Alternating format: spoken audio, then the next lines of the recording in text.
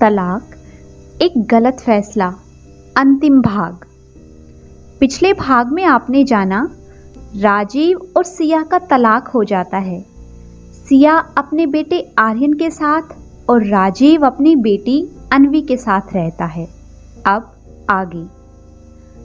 आर्यन ने अन्वी को कॉल किया और उससे कहा, चल मेरी प्यारी बहन खाना खाते हैं। तो अन्वी ने आर्यन से कहा, भैया थोड़ा और रुक जाओ, पापा भी आने वाले हैं। कहाँ गए हैं पापा? वो तो शालिनी मिस को छोड़ने गए थे। पापा आए नहीं अभी तक? अभी तक नहीं आए।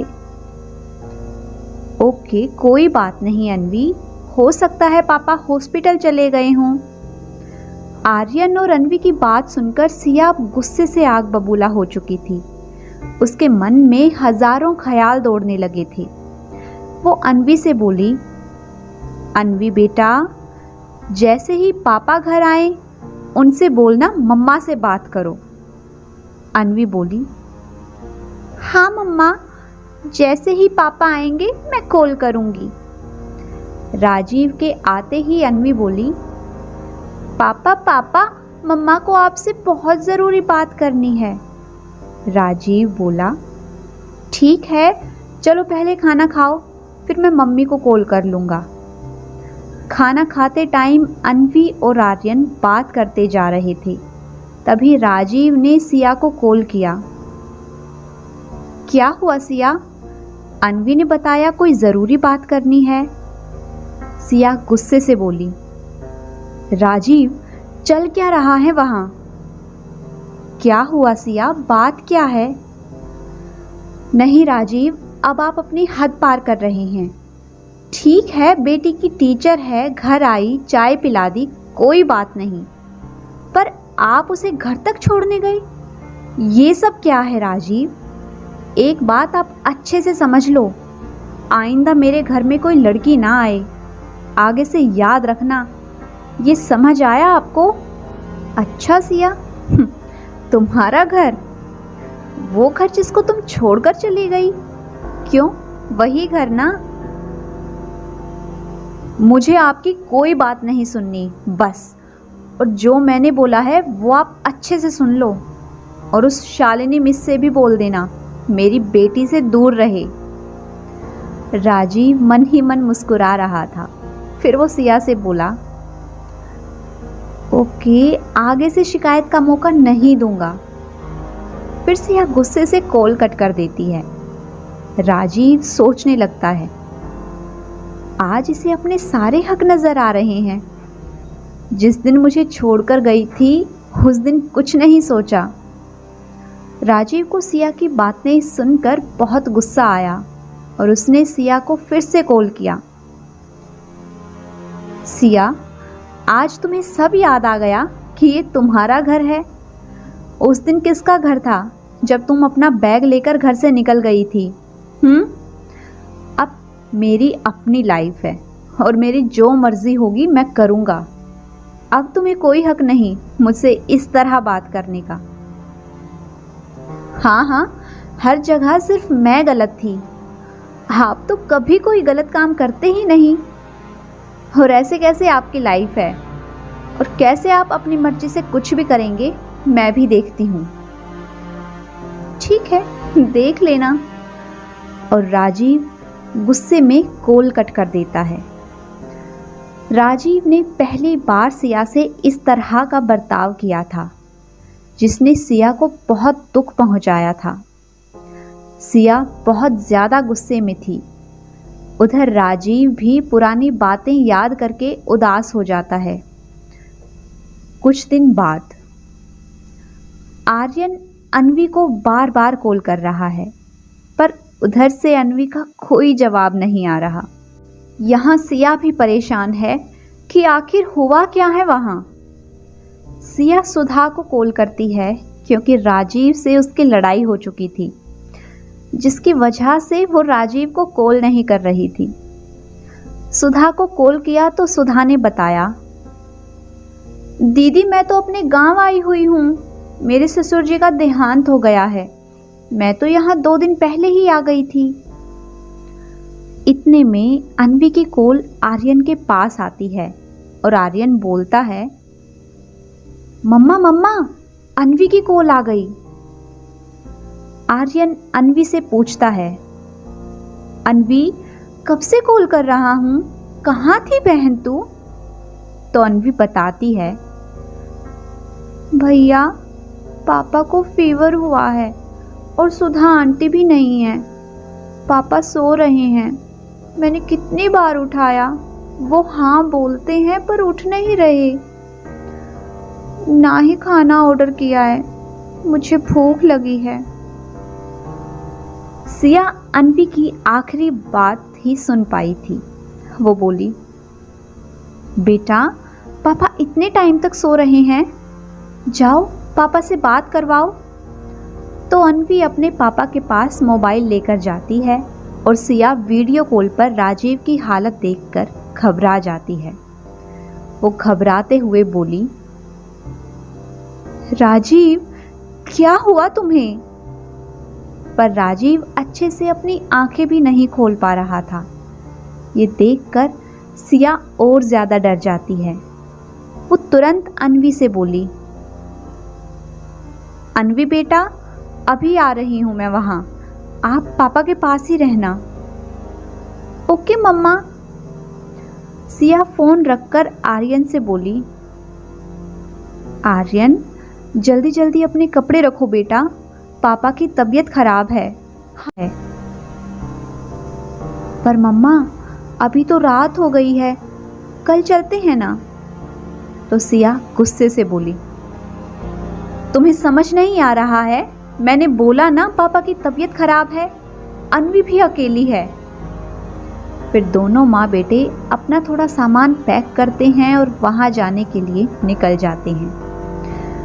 घर आते ही सिया सीधे राजीव के पास जाती है और देखती है कि राजीव का शरीर बुखार से जल रहा है। सिया तुरंत राजीव के डॉक्टर फ्रेंड को कॉल करके घर बुलाती है और राजीव का दोस्त आकर राजीव का इलाज करता है। सिया राजीव को दवाई खिलाकर सुला देती है और अपने दोनों बच्चों को खाना बनाकर खिलाती है। बच्चे खाना खाकर सो जाते हैं। सिया राजीव के पास ही बैठी थी। सिया की आंखों में नींद नहीं थी। आधी रात में जब राजीव की नींद खुली तो उसने देखा कि सिया उसके पास ही बैठी है। राजीव हैरान होते हुए बोला, सिया ये तुम ही हो ना, या मैं कोई सपना देख रहा हूं? अरे आप बात मत करो, अभी आराम करो, सुबह बात करेंगे। सिया तुम सो जाओ, अब मैं ठीक हूं। नहीं राजीव, मैं आपको अकेले छोड़कर नहीं जाऊंगी। सुबह सब एक साथ थे और ये देखकर राजीव और सिया भी बहुत अच्छा महसूस कर रहे थे। दूसरे दिन सिया खाना बना रही थी। वो किचन से आवाज लगाती है, राजीव जरा यहाँ तो आना। राजीव जब नहीं सुनता तो सिया जोर से बोली, आज मुझे ऐसा लग रहा है मेरे 2 नहीं 3 बच्चे हैं। आप भी बच्चे बन गए ना इनके साथ। जब यह बात सुनकर राजीव किचन जाता है तो सिया बोली, वो डिब्बा निकाल कर देना। मैंने आपसे कितनी बार बोला है कि शेल्फ नीचे बनवाना, इतनी ऊंची जगह से मैं सामान नहीं निकाल पाती। तो राजीव धीमी आवाज में एक दुख भरे स्वर में बोला, सिया अब तो तुम यहां नहीं रहती ना? और दोनों एक दूसरे की आंखों में देखने लगते हैं। इतने में अन्वी भागती हुई आई और बोली, मम्मा मम्मा मुझे आइसक्रीम खानी है। अन्वी सुबह सुबह आइसक्रीम नहीं मिलेगी, चलो पहले ब्रेकफास्ट करो। फिर सब ब्रेकफास्ट करने लगते हैं। तभी राजीव बोला, सिया तुम भी कुछ खा लो और सो जाओ, सारी रात नहीं सोई हो। बच्चों को मैं संभाल लूंगा। आप मुझसे बात मत करो।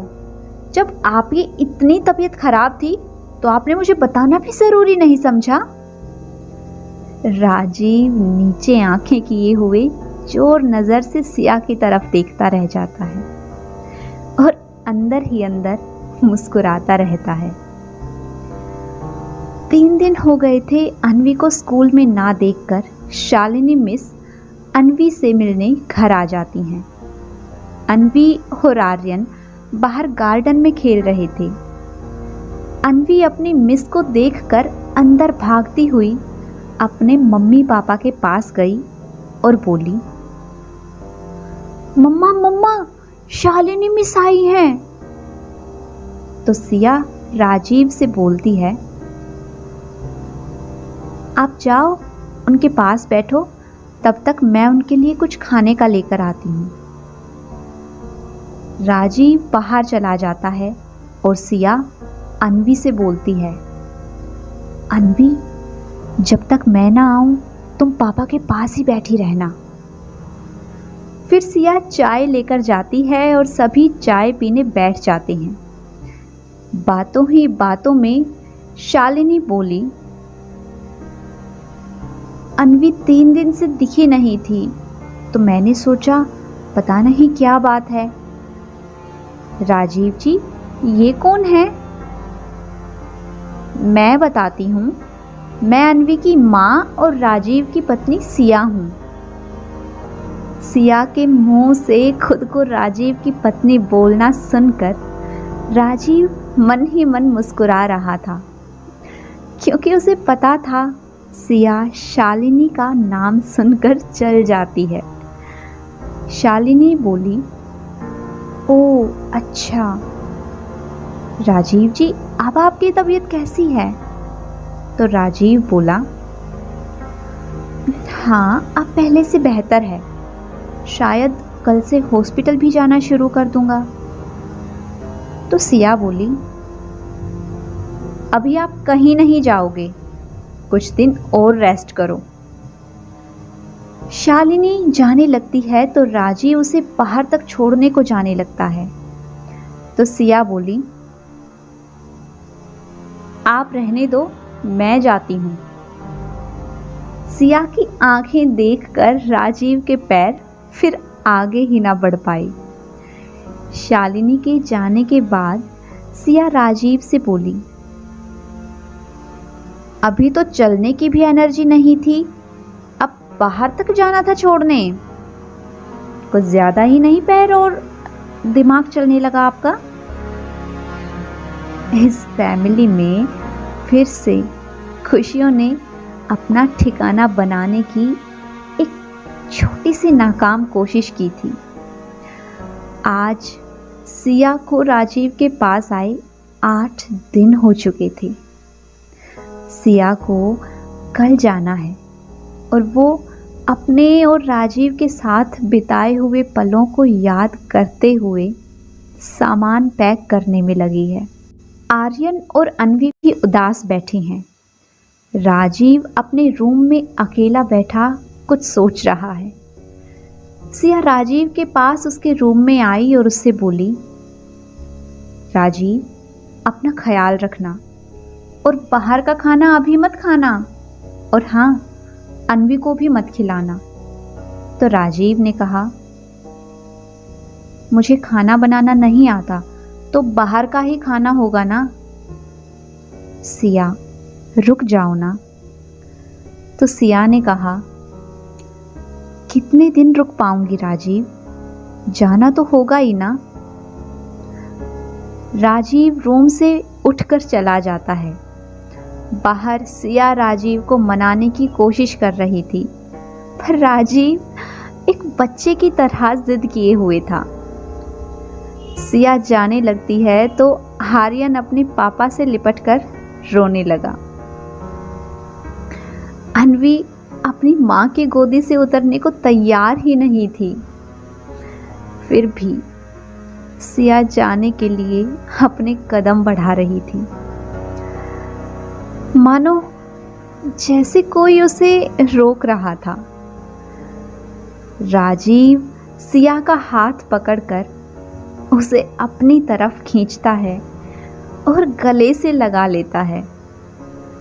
फिर बोला, मत जाओ सिया। सिया और राजीव की आंखों में आंसू थे और सिया बोली,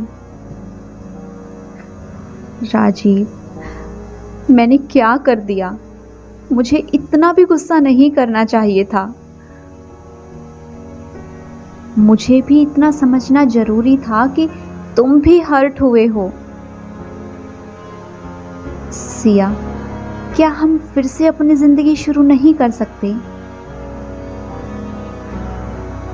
आप रोइए मत, मैं कहीं नहीं जाऊंगी। मैं भी आपके और अन्वी के बिना अब नहीं रह सकती। तो राजीव ने मुस्कुराकर कहा, सिया, जाना है तो चली जाओ, मैं शालिनी से शादी कर लूंगा। तो सिया बोली, अच्छा, करके दिखाओ, फिर मैं बताती हूँ तुम्हें। और राजीव सिया को गले से लगा लेता है और बोला, चलो पहले ये बताओ घूमने कहाँ चलना है। तो दोस्तों, ये थी आज की हमारी कहानी तलाक एक गलत फैसला। अगर आप सभी को आज की ये कहानी पसंद आई है तो वीडियो को लाइक कीजिए, शेयर कीजिए, और अगर आपने अभी तक इस चैनल को सब्सक्राइब नहीं किया है तो जल्दी से चैनल को सब्सक्राइब कर लें। Thanks for watching.